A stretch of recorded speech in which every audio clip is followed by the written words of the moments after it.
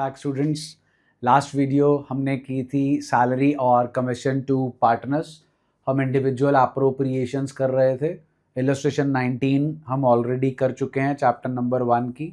जो नेक्स्ट हमारी individual appropriation है वो है इंटरेस्ट ऑन पार्टनर्स कैपिटल, जिसकी जनरल एंट्री हम कर चुके हैं। Interest on capital account debit to partners capital slash current accounts. Capital अगर फ्लक्चुएटिंग है, फिक्स्ड है तो करंट अकाउंट, इसे बोलते हैं एडजस्टिंग एंट्री।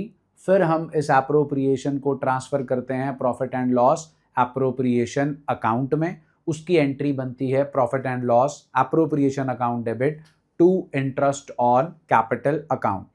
अब हमने जो है इसका अकाउंटिंग ट्रीटमेंट जो है वो सीखना है। अब इंटरेस्ट ऑन कैपिटल सबसे इंपॉर्टेंट पॉइंट है, कौन सी कैपिटल पे दिया जाएगा। Interest on capital is always provided on opening capital.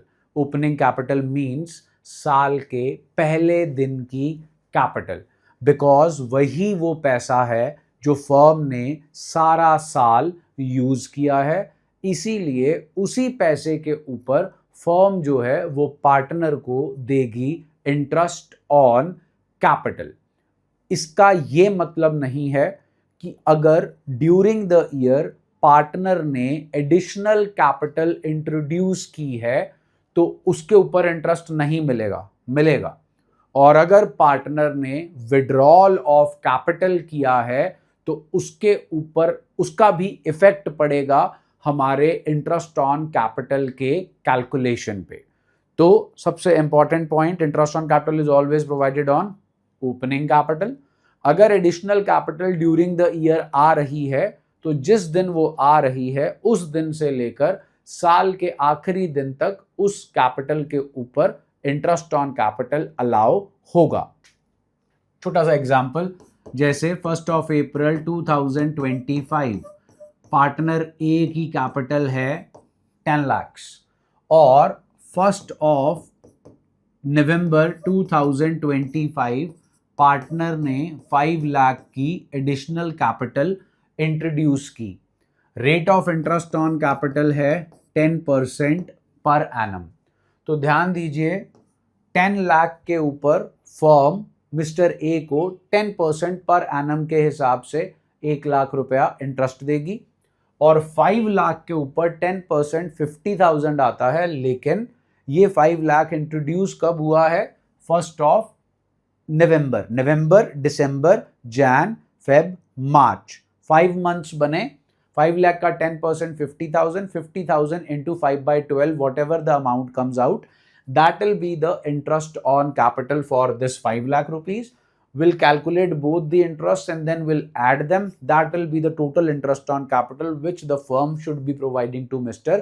A. तो ये है एक छोटा सा सेटअप कि इंटरेस्ट ऑन कैपिटल अगर एडिशनल कैपिटल हो तो हमने कैसे लगाना है। अब बात करते हैं अकाउंटिंग ट्रीटमेंट की। अकाउंटिंग ट्रीटमेंट जो एंट्रीज का सेटअप है वो तो ऑलरेडी डन है। अब जो सेटअप है अगर मैं थोड़ा सा आपको याद कराऊं, अगर आपको याद है, एक है चार्ज और एक है एप्रोप्रिएशन। याद है? Charge and appropriation, charge appropriation 3 थे। एक था जी रेंट पेड और payable to partner for the use of his premises by the business for business purpose. दूसरा था जी इंटरेस्ट ऑन लोन जो पार्टनर ने दिया है फर्म को। फिर एक हमारे पास था जो वैसे तो नहीं बनता है लेकिन चलो इसके बारे में डिटेल में डिस्कशन पहले हो चुकी है, दैट इज मैनेजर का कमीशन। अगर पुरानी वीडियोस पढ़ी हैं वैसे तो यूट्यूब पे जाकर देख सकते हो। मैंने तब भी आपको बोला था इन टोटालिटी होते हैं 4, अभी आपको कराऊंगा 3, चौथा अभी करा दूंगा तो कंफ्यूज हो जाओगे। चौथे का टाइम आ गया। उससे पहले जरा एप्रोप्रिएशन को डील करते हैं। एप्रोप्रिएशन है हमारी interest on capital, salary, commission, reserve और 5वीं है हमारे पास डिस्ट्रीब्यूटेबल प्रॉफिट। मैं इंटरेस्ट ऑन ड्रॉइंग्स को एप्रोप्रिएशन नहीं मांगता because that is not the distribution of profit, that is addition to the profit because interest on drawings is charged by the firm from the partners.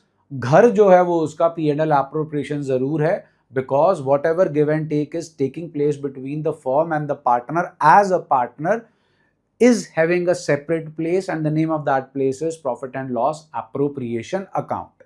चलिए ये थोड़ा सा recap हो गया। अब हम जो आज बात कर रहे हैं वो इस टॉपिक की कर रहे हैं। ये टॉपिक हम कर चुके हैं, ये टॉपिक हम कर चुके हैं, ये अभी पेंडिंग है और ये भी अभी थोड़ा सा पेंडिंग है। चलिए बात करते हैं जी accounting treatment of interest on capital की। ये राजी ध्यान दो, provisions relating to interest on capital. चलिए ये इन पे बाद में आते हैं। आओ जरा इधर आओ। जो पहला सेटअप है, अब इसमें आपकी प्रायर नॉलेज टेस्ट होगी।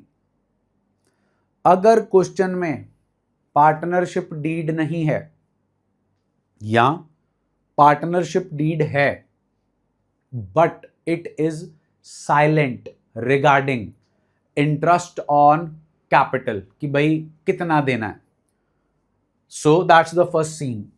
There is no partnership deed और partnership deed is silent regarding interest on capital. तो क्या होगा? क्या होगा जी? जवाब आ जाना चाहिए अब तक। No interest on capital will be allowed. हम कोई इंटरेस्ट ऑन कैपिटल अलाउ नहीं करेंगे। So that is the first setup कि अगर पार्टनरशिप डीड नहीं है तो वैसे तो अगर पार्टनरशिप डीड नहीं होती, अगर या तो दो ही चीजें चलती हैं, PSR इक्वल होता है एंड इंटरेस्ट ऑन लोन लगता है 6% पर एनम। और अगर पार्टनरशिप डीड है लेकिन वो इंटरेस्ट ऑन कैपिटल के बारे में कुछ नहीं बता रही, देना है नहीं देना है कितना देना है, तो हमने इंटरेस्ट ऑन कैपिटल नहीं देना। पहली सिचुएशन। दूसरी सिचुएशन, अब दूसरी सिचुएशन क्या कहती है? दूसरी सिचुएशन कहती है partnership deed provides for interest on capital. Partnership deed कहती है दे दो interest on capital, suppose at the rate of 10% per annum. Done जी। तो अब यहां तो पार्टनरशिप डीड थी नहीं या साइलेंट थी, तो हमने इंटरेस्ट ऑन कैपिटल अलाउ नहीं किया। यहां हमारी पार्टनरशिप डीड कह रही है कि आप इंटरेस्ट ऑन कैपिटल दो। कितने परसेंट? 10% per annum. चलो दे देते हैं जी। अब इसमें पहली सिचुएशन आती है कि इंटरेस्ट ऑन कैपिटल को वो देने को बोल रहे हैं 10% पर एनम, लेकिन ना हमारे क्वेश्चन में नेट लॉस है, प्रॉफिट है ही नहीं। याद है कद्दू कटेगा तो सब में बटेगा, लेकिन कितना बटेगा? जितना कद्दू होगा। यहां कद्दू ही नहीं है जी। We don't have the profits, we have losses. तो अगर हमारे पास लॉस है तो हम पार्टनर को कोई एप्रोप्रिएशन नहीं दे सकते। कमाया ही कुछ नहीं जी पार्टनर, तो एप्रोप्रिएशन किस मुंह से मांगने को आ रहा है? सो अगर हमारे पास नेट लॉस है और हमारा सेटअप ये है, हम कोई इंटरेस्ट ऑन कैपिटल अलाउ नहीं करेंगे क्योंकि हमारे पास है ही नहीं जी। हम सीधा P&L एप्रोप्रिएशन अकाउंट बनाएंगे, to profit and loss account net loss लिखेंगे और नेट लॉस को डिस्ट्रीब्यूट कर देंगे। So that is partnership deed provides for interest on capital at the rate of 10% per annum. ये सेटअप हो गया जी हमारा नेट लॉस का। अब दूसरा सेटअप आता है जी, we do have net profit. We do have net profit. Net profit है जी हमारे पास। अब अगर हमारे पास नेट प्रॉफिट है तो हम दे देंगे जी इंटरेस्ट ऑन कैपिटल, लेकिन कितना दे पाओगे? अब अगर हमारे पास नेट प्रॉफिट है तो हमारे पास जो है वो 3 सिचुएशंस होंगी। पहली सिचुएशन, जितना हमारा नेट प्रॉफिट है उतना ही हमारा इंटरेस्ट ऑन कैपिटल कैलकुलेट होके आ रहा है। ठीक है जी। फिर P&L एप्रोप्रिएशन अकाउंट बनाएंगे, आई होप आपको याद है। By profit and loss account, net profit आ गया। टू इंटरेस्ट ऑन कैपिटल, जितना नेट प्रॉफिट था उतना इंटरेस्ट ऑन कैपिटल है। कहानी खत्म हो गई। कोई बैलेंसिंग फिगर नहीं आई, कोई डिस्ट्रीब्यूटेबल प्रॉफिट नहीं आएगा। दूसरी सिचुएशन, हमारा नेट प्रॉफिट जो है वो ज्यादा है। किससे? इंटरेस्ट ऑन कैपिटल से। Very good. नेट प्रॉफिट है 1 lakh, interest on capital total है 70,000 दोनों पार्टनर्स का मिला के, तो 30,000 डिस्ट्रीब्यूटेबल प्रॉफिट आ गया। डिस्ट्रीब्यूट कर देंगे among old partner in old ratio. तीसरी सिचुएशन आई जी हमारे पास, हमारा नेट प्रॉफिट जो है वो कम है, किससे? इंटरेस्ट ऑन कैपिटल से कम है। अब आता है पॉइंट, कद्दू कटेगा तो सब में बटेगा। यहां तो कद्दू थे ही नहीं जी, कद्दू मीन्स नेट प्रॉफिट, यहां तो था ही नहीं। अब है, क्या है?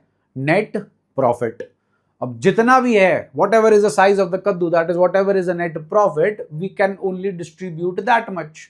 तो फिर टॉपिक का नाम appropriations are more than available profit. वहां थी salary, interest on capital, commission, यहां कल ही एक है, that is interest on capital. वो हम अप्लाई करेंगे, टेंशन ना लो, प्रैक्टिकल पार्ट भी करेंगे। अभी मैं सिर्फ आपको थ्योरेटिकल पार्ट समझा रहा हूं, ऑल द डिफरेंट केसेस।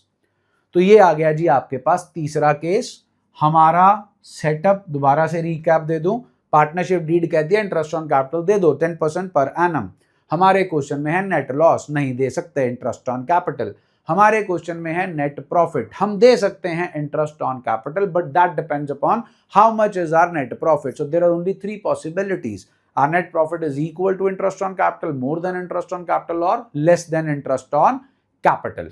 अब मैं आपको एक चीज और बता दूं, पार्टनरशिप डीड कह रही है कि इंटरेस्ट ऑन कैपिटल दे दो, लेकिन ना पार्टनरशिप डीड ये नहीं बता रही थी कि हमने इंटरेस्ट ऑन कैपिटल को मानना क्या है। अब आपको गल है, कैसी बातें कर रहे हो, इंटरेस्ट ऑन कैपिटल तो है ही हमारा एप्रोप्रिएशन, हमने यही सीखा अभी तक। यस, आपने यही सीखा है, बिल्कुल यही सीखा है, इसलिए मैंने आपको कुछ बोला नहीं। और हमने इसे क्या माना है? एप्रोप्रिएशन। अब आप बोलोगे एप्रोप्रिएशन ही तो मानना था, नहीं बेटा जी, जो इंटरेस्ट ऑन कैपिटल है वो आपका एप्रोप्रिएशन भी हो सकता है और वो आपका चार्ज भी हो सकता है। अब आपको कभी तक तो आपने बताया नहीं, क्योंकि अभी तक क्वेश्चन में आया ही नहीं था। अभी तक क्वेश्चन में सिर्फ ये बोला जाता था provide interest on capital at the rate of इतने %, और कुछ नहीं बोलते थे। मतलब क्वेश्चन कहता था, लिसन केयरफुली, मतलब क्वेश्चन कहता था इंटरेस्ट ऑन कैपिटल दे दो, लेकिन क्वेश्चन साइलेंट होता था regarding its treatment. Treatment means whether to treat it as an appropriation और to treat it as a charge. तब हम हमेशा उसे क्या मानते थे? एप्रोप्रिएशन। इसलिए हम अगर प्रॉफिट होता था तो देते थे, लॉस होता था तो नहीं देते थे। चलो, अब आपको यह क्लियर हो गया कि इंटरेस्ट ऑन कैपिटल चार्ज भी हो सकता है और एप्रोप्रिएशन भी हो सकता है। अगर क्वेश्चन सिंपली बोले provide for interest on capital at the rate of इतने %, और कुछ ना बोले कि क्या मानना है, चार्ज मानना है कि एप्रोप्रिएशन मानना है, तब हम हमेशा उसे मानेंगे एप्रोप्रिएशन और एप्रोप्रिएशंस वाले रूल्स को अप्लाई कर देंगे। अब फिर ये चार्ज वाला पंगा कब आएगा? लो जी, आ गया चार्ज वाला पंगा। देखो, पहला सेटअप था पार्टनरशिप डीड नहीं है, यहां पार्टनरशिप डीड साइलेंट है तो दिया ही नहीं।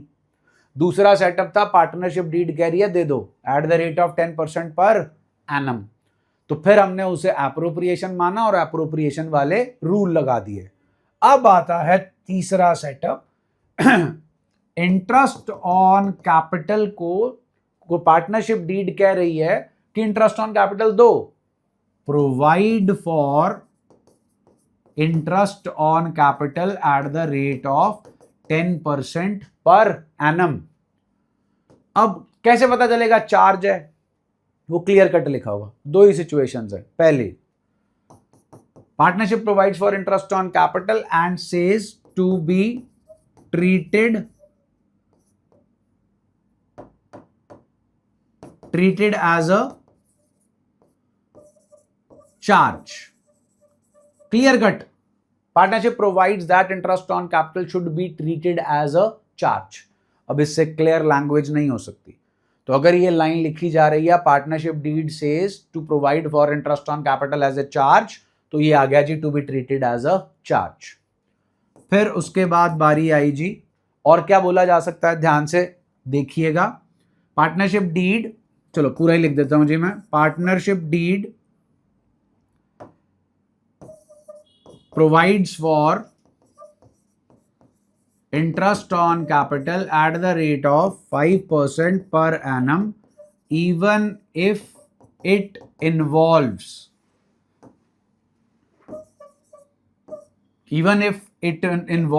या even if it results आएगा जी, even if it results in a loss to the firm।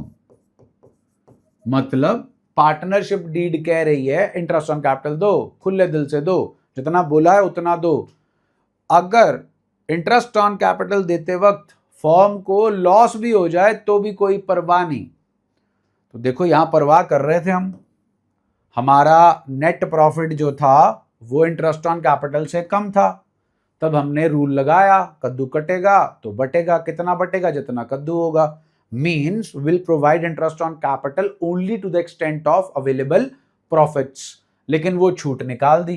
अब अगर आपको याद हो what is the basic difference between appropriation and a charge, एक डिफरेंस तो घर का है जी, कि हमारा जो appropriation है वो P&L appropriation अकाउंट में जो है वो जाकर जो है वो शो होता है, और जो चार्ज है वो प्रॉफिट एंड लॉस अकाउंट में जाके शो होता है। एक तो ये डिफरेंस है हमारा, और दूसरा डिफरेंस जो मेन है वो ये है कि जब चार्ज है कंपल्सरी पेमेंट, हर सिचुएशन में हमें पे करना ही करना है। वेयर एज एप्रोप्रिएशन जो है वो हम हर सिचुएशन में पे नहीं करते, बिकॉज हम वो सिर्फ उसी सिचुएशन में पे करते हैं जिस सिचुएशन में हम पे कर सकते हैं, that is the situation when we have profits. तो अगर हमारा इंटरेस्ट ऑन कैपिटल जो है वो चार्ज हमें कंसिडर करना है, तो यहां तो ये लिखा होगा treat interest on capital as a charge, यहां लिखा होगा प्रोवाइड फॉर, यहां लिखा होगा कि do provide for interest on capital even if it results in a loss to the firm. तो इस सिचुएशन में हम इसे चार्ज मानेंगे। फिर चार्ज मानेंगे तो रूल भी कौन से लगेंगे, चार्ज के। अब चार्ज के रूल्स क्या है, बड़े सिंपल हैं जी, प्रॉफिट एंड लॉस अकाउंट में शो होगा हमारा इंटरेस्ट ऑन कैपिटल, और जितना भी इंटरेस्ट ऑन कैपिटल बनता होगा उतने का उतना शो होगा, उसमें से कोई भी हम कमी पेशी नहीं रखेंगे, because charge is a compulsory payment and we have to provide it fully whether we have profits, whether we have sufficient profits, insufficient profits, और even if we have losses. तो ये है जी हमारा इंटरेस्ट ऑन कैपिटल का setup. ध्यान दीजिए, cases आ गए। पहला case, when the partnership deed does not exist or partnership deed does not provide for interest on capital, तो no interest on capital is allowed। दूसरा है जी when the partnership deed provides for interest on capital but is silent or on whether interest is a charge or an appropriation, उस situation में interest on capital को appropriation of profit माना जाएगा, allow किया जाएगा only if there is a profit. पहली situation loss है, नहीं देंगे। दूसरी सिचुएशन प्रॉफिट है जो कि इक्वल है या मोर देन है इंटरेस्ट के। ये देखो जी, प्रॉफिट जो है वो इक्वल है या मोर देन है इंटरेस्ट के, तो हम जो है इंटरेस्ट ऑन कैपिटल जितना एग्री हुआ है उतना दे देंगे। लेकिन अगर हमारा प्रॉफिट जो है वो इंटरेस्ट से कम है तो इंटरेस्ट सिर्फ उतना ही देंगे जितना हमारे पास प्रॉफिट है। टॉपिक लगेगा appropriations are more than available profits.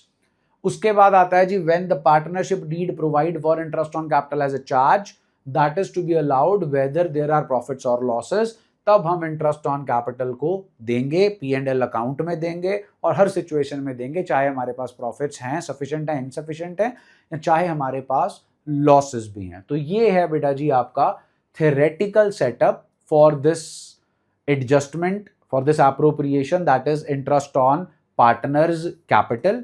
उसका जो प्रैक्टिकल सेटअप है वो है हमारी इलस्ट्रेशन 20।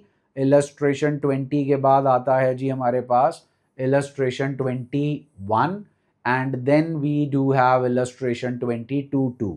तो ये तीन इलस्ट्रेशंस जो हैं वो हमारी यहाँ पर मेन हैं हमारे पास, जो इंटरेस्ट ऑन कैपिटल को डील करती हैं। ये जो तीन इलस्ट्रेशंस हैं ये हम करेंगे अपनी नेक्स्ट वीडियो के अंदर। तो तब तक के लिए जी इसको गो थ्रू करके रखो, अगली वीडियो आएगी तो इसकी प्रैक्टिकल इम्प्लीमेंटेशन करेंगे। वीडियोस तो अब आपके पास जो है चैप्टर नंबर 5 की भी चल रही हैं, चैप्टर नंबर 1 की थोड़ी सी डिले हुई हैं, लेकिन अब कोशिश रहेगी कि चैप्टर नंबर 1 को भी जो है दोबारा से रिवाइव करके आपको उनकी वीडियोस भी जल्दी से जल्दी जो है वो मिल सकें। वीडियोस अच्छी लग रही हैं तो जी इन्हें लाइक कीजिए, शेयर कीजिए और चैनल को सब्सक्राइब कीजिए। Stay healthy and blessed. See you soon.